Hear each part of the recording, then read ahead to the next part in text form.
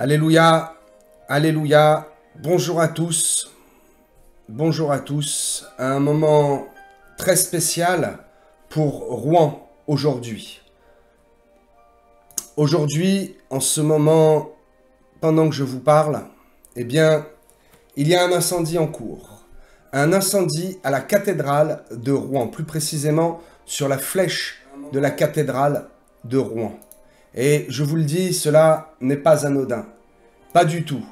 Rouen, capitale de la Normandie, la cathédrale de Rouen, deuxième flèche plus haute d'Europe, après la cathédrale de Paris qui a brûlé il y a exactement 1914 jours.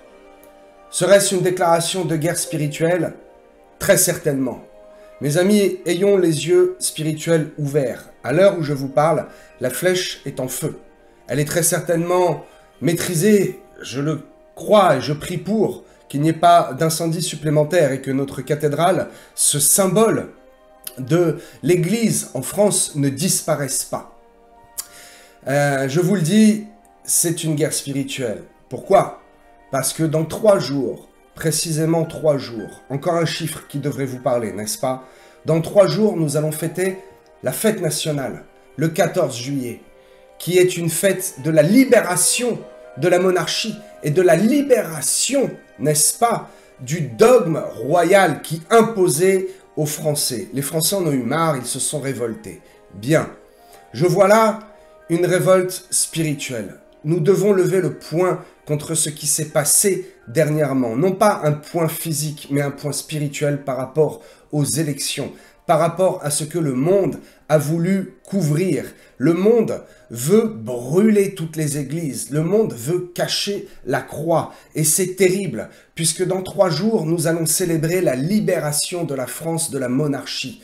Je tiens plutôt à célébrer la libération de l'esclavage et du joug, n'est-ce pas, du péché. Je tiens à célébrer la sortie du peuple hébraïque de la terre égyptienne et du joug égyptien. Mais nous n'avons pas à lutter contre la chair et le sang.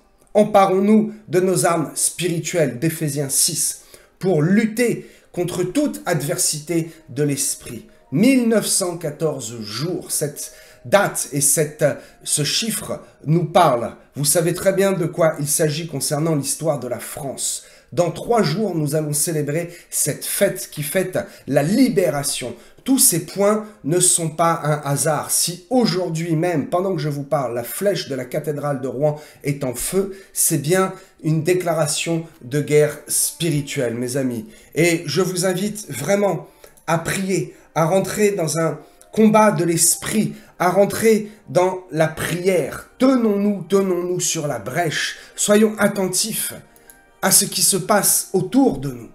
Regardons les événements non pas comme étant des spectateurs, mais comme étant des acteurs.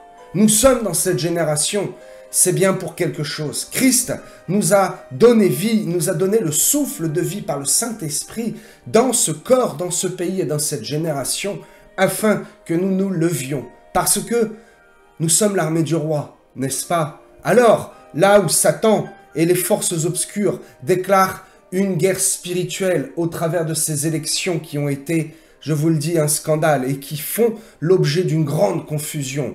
Aujourd'hui, 3 jours avant la fête nationale, 1914 jours après l'incendie de Notre-Dame à Paris, c'est au tour de la cathédrale de Rouen. Élevons nos mains pour que ce feu de l'esprit, eh bien, enflamme nos cœurs et non pas nos cathédrales. Que ce feu soit un feu de l'esprit et que ce feu ne soit pas une déclaration de guerre de Satan contre l'Église et contre l'épouse de Jésus-Christ. Je vous encourage à prier, à lever vos mains là où vous êtes en ce moment même, afin d'être un soutien pour que cet événement, eh bien, ne soit pas le début d'une guerre spirituelle. Manifestement, cela en a tous les signes.